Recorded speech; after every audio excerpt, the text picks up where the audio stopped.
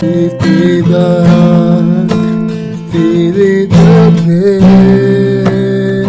There's no light around this able.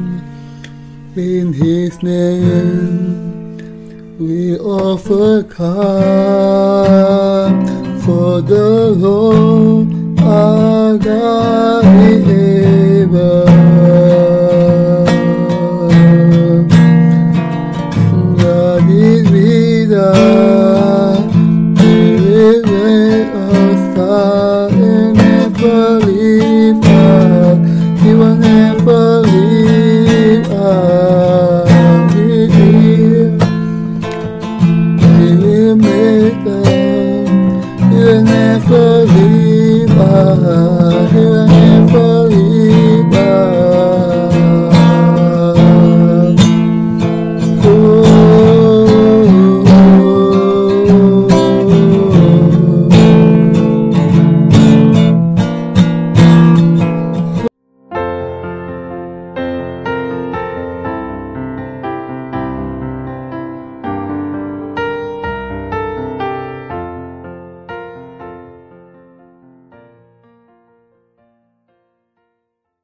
Dijual dengan memakai ukuran sukat, dari 1 sukat ke 2 sukat, 3 dan seterusnya.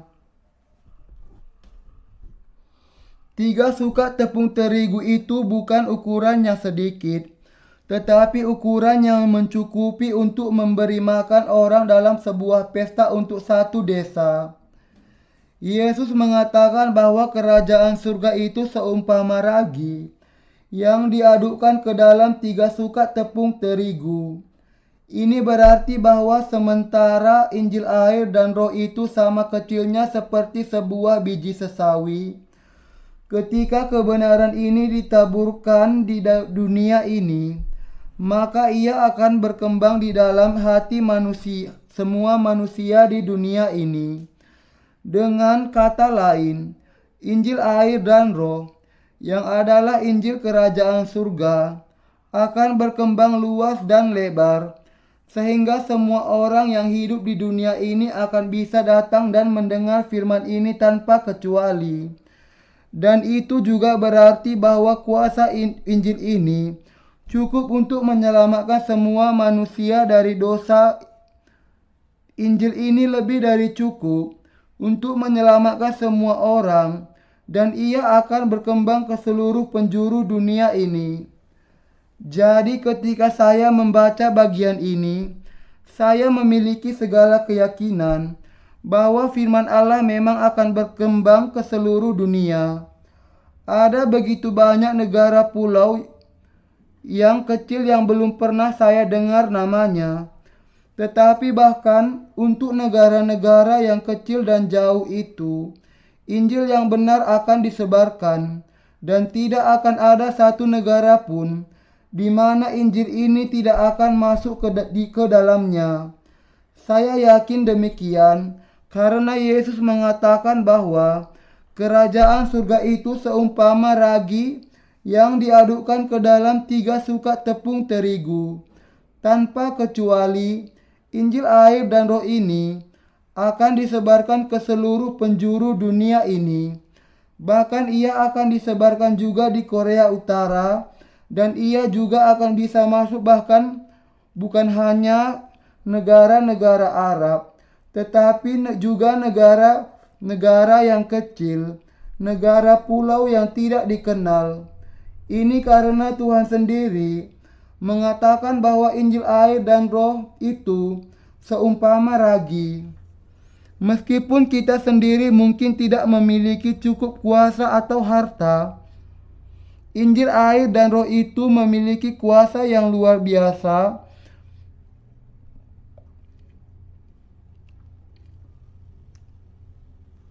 Dan karena itu pasti akan berkembang ke seluruh dunia.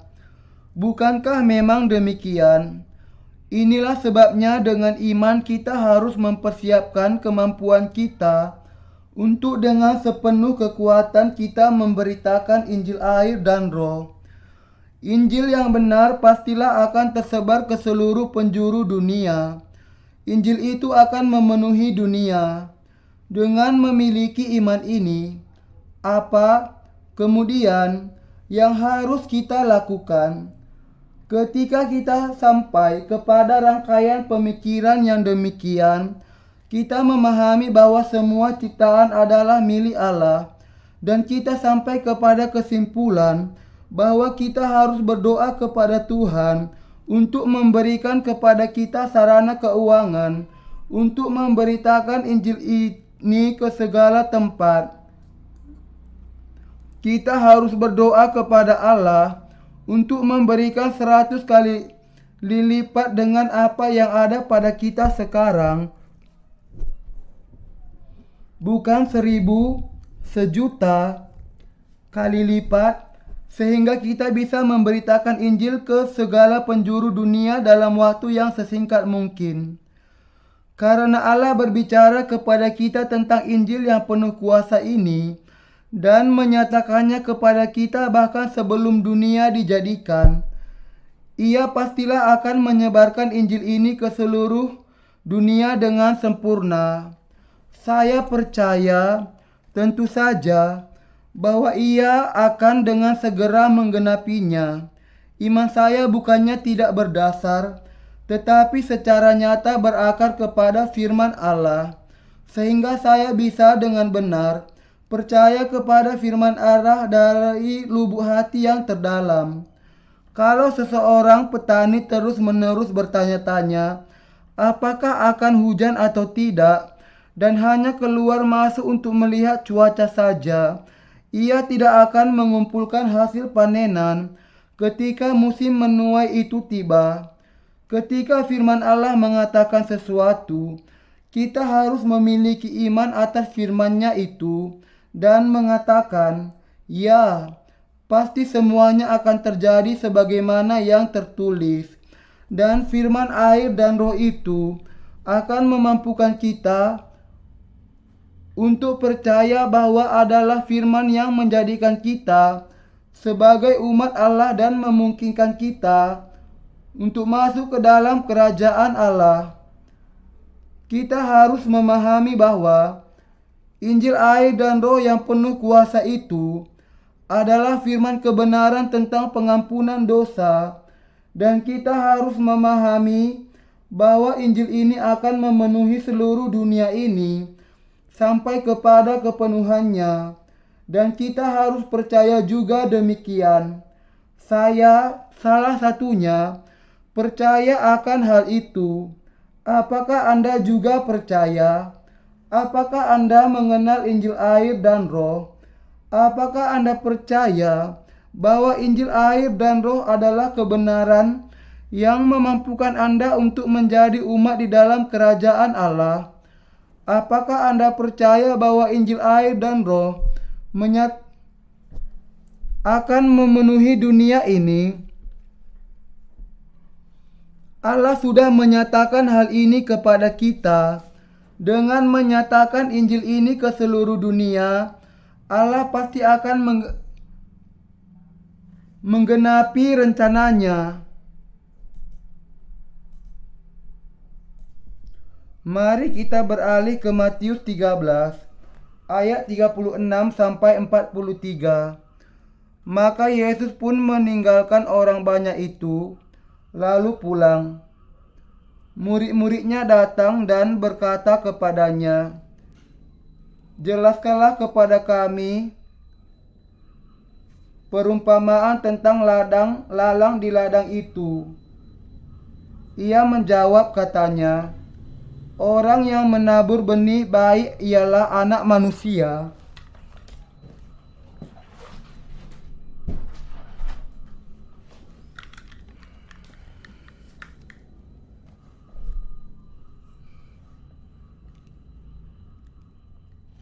Ladang ialah dunia, benih yang baik itu anak-anak kerajaan, dan lalang anak-anak si jahat. Musuh yang menaburkan benih lalang ialah iblis. Waktu menuai ialah akhir zaman, dan para penuai itu malaikat.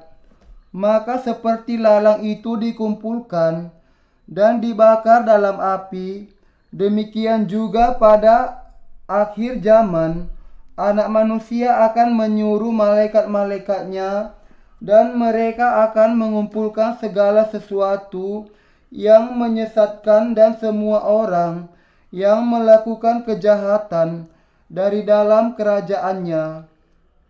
Semuanya akan dicampakkan ke dalam dapur api. Di sanalah akan terdapat ratapan dan kertakan gigi. Pada waktu itulah orang-orang benar akan bercahaya seperti matahari dalam kerajaan Bapa mereka. Siapa bertelinga, hendaklah ia mendengar. Saudara seiman, kita harus menyiapkan telinga untuk mendengar. Tuhan, berikanlah kepadaku telinga yang siap untuk mendengar dan memahami firman Allah. Demikianlah, kita harus berdoa kepada Allah dan meminta kepadanya akan pertolongannya. Para murid Yesus datang kepadanya dan mengatakan, "Jelaskanlah kepada kami perumpamaan tentang lalang di ladang itu." Tuhan kemudian mengatakan kepada mereka, "Orang yang menaburkan benih yang baik itu adalah Anak Manusia. Demikianlah, Dia yang mewartakan Injil kebenaran tentang kerajaan surga adalah Allah sendiri, dan Ia adalah Yesus yang sudah datang sebagai manusia. Apakah ladang itu? Yaitu sasaran yang kepadanya Yesus memberitakan firman-Nya. Sasarannya adalah dunia sendiri. Semua orang yang hidup di dunia ini adalah ladangnya." Yesus kemudian mengatakan, "Benih yang baik itu adalah anak-anak kerajaan. Mereka yang percaya kepada Injil air dan Roh. Dengan kata lain, adalah orang-orang yang menjadi milik dari kerajaan Allah." Singkatnya, benih yang baik itu adalah Injil air dan Roh. Dan kita bisa menjadi anak-anak Allah dengan percaya kepada Injil ini.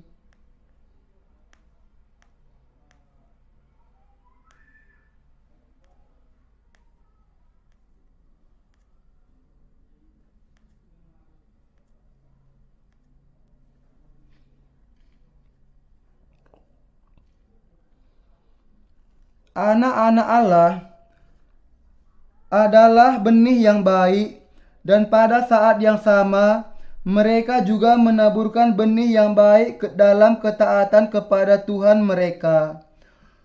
Sesungguhnya kita sudah diselamatkan dari segala dosa kita dengan Injil kebenaran, dan kemudian kita sudah menyerahkan hidup kita untuk memberitakan firman keselamatan itu. Sebagaimana Yesus mengatakan bahwa musuh yang menyebarkan lalang itu ia adalah iblis. Iblis jugalah yang menaburkan dan menanam Injil yang palsu di dalam hati manusia. Ilalang itu bertumbuh dengan sangat subur, tetapi ketika kita memperhatikannya dengan seksama, kita bisa melihat bahwa mereka sangat berbeda dengan gandum. Ilalang memiliki belang putih di balik daunnya. Ilalang itulah yang berusaha nampak lebih baik. Mereka berpura-pura menjadi lebih berbudi dan memiliki lebih sedikit dosa. Sama seperti bunga imitasi, sering lebih bagus dibanding aslinya. Ilalang nampak lebih kuat dibandingkan dengan gandum. Sebagaimana hukum Grassmann mengatakan,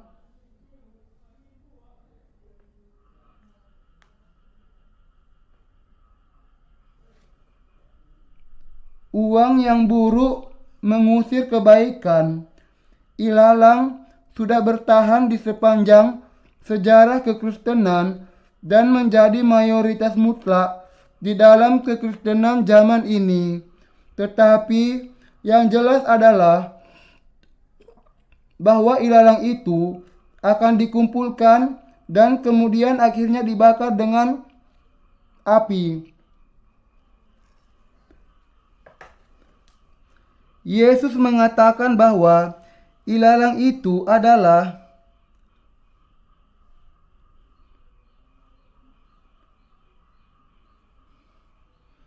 anak-anak iblis.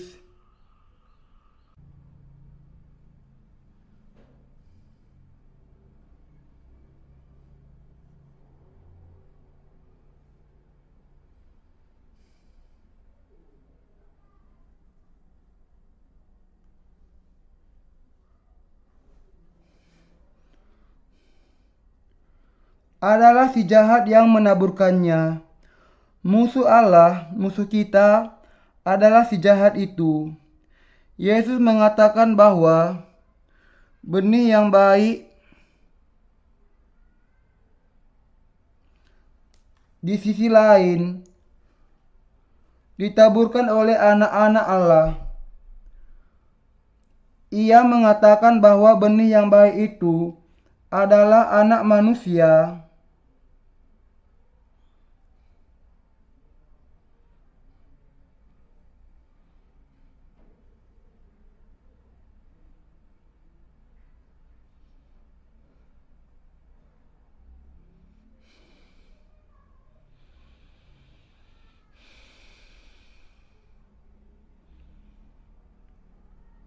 Dan bahwa hal itu adalah firman Yesus yang sudah datang berinkarnasi dalam rupa manusia.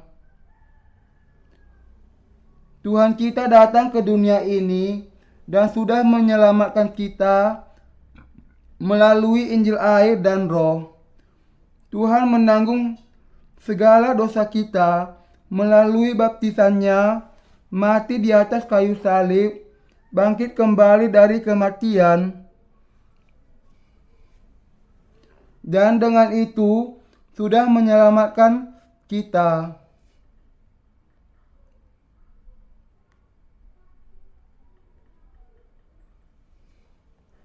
Sebelum kita percaya kepada firman ini, kita harus terlebih dahulu percaya bahwa Yesus adalah Allah sendiri. Kita harus terlebih dahulu percaya bahwa Yesus adalah Allah dan juru selamat kita.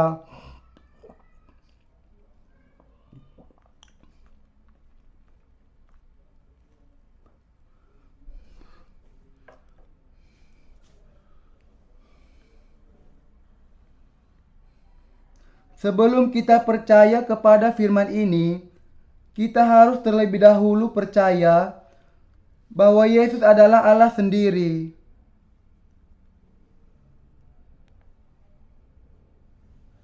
Kita harus terlebih dahulu percaya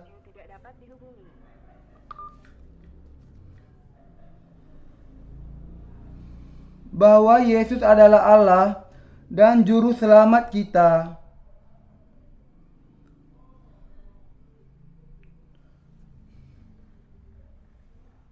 Dan kita juga harus percaya kepada Injil air dan Roh yang menjelaskan kepada kita bahwa bagi keselamatan kita, Yesus Sang Juru Selamat sudah dilahirkan ke dunia ini dan menanggung segala dosa kita ketika Ia berusia 30 tahun. Meskipun Yesus dilahirkan ke dunia ini dalam rupa manusia untuk datang sebagai juru selamat kita, Ia pada dasarnya adalah sama hakikat dengan Allah sendiri.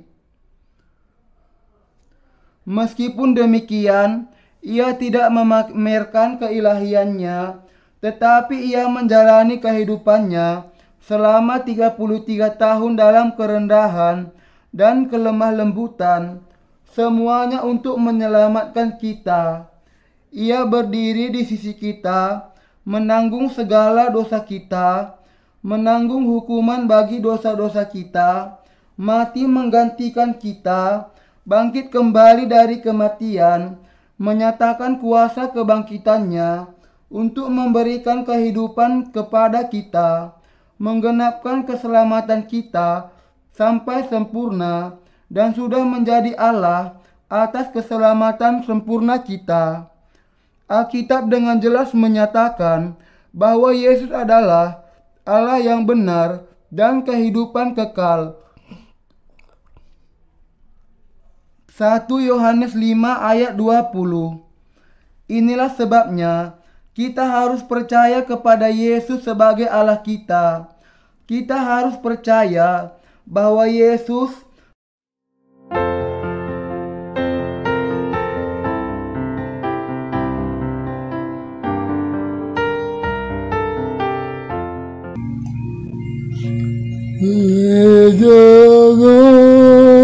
Oh my soul, oh my soul, worship His holy name.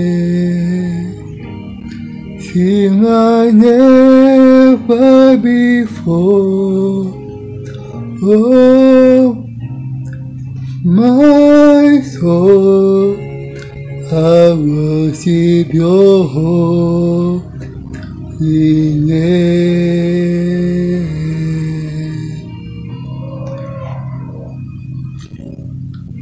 The sun comes out, it's a music coming.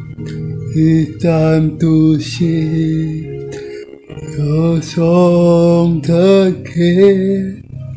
Whatever may pass and whatever lay before me, let my heart sing when the evening comes.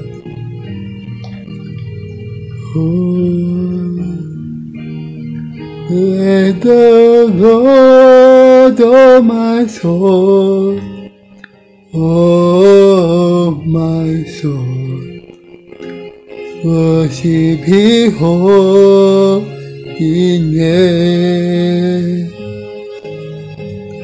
Sing like never before, oh my soul, I worship your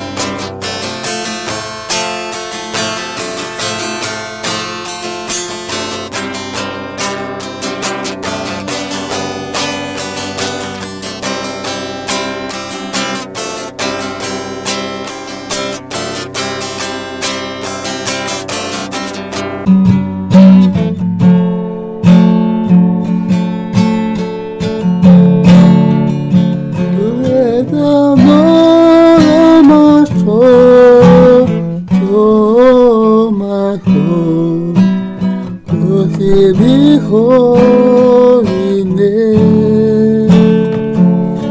Sing like never before, oh my soul, I worship your holy name.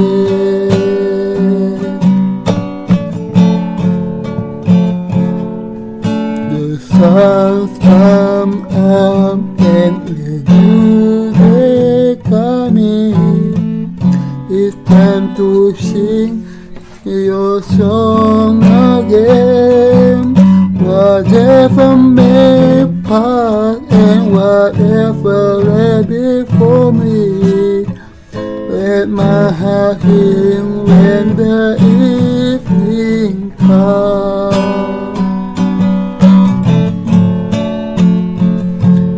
Let the Lord, oh my soul, oh my soul, worship His holy name.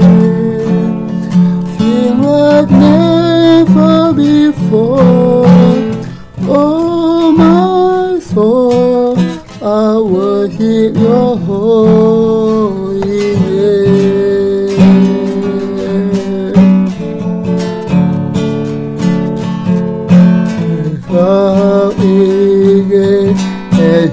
hurt to anger.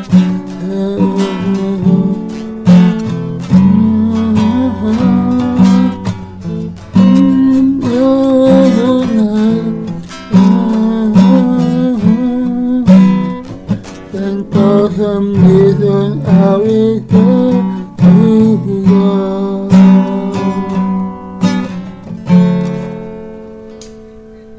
Tuhan my soul, oh my soul, worship His holy name. Sing like never before, oh my soul, I worship Your holy name. Oh, bless the Lord, oh my soul, oh my soul, worship His holy name. Sing like never before, oh my soul, I worship Your holy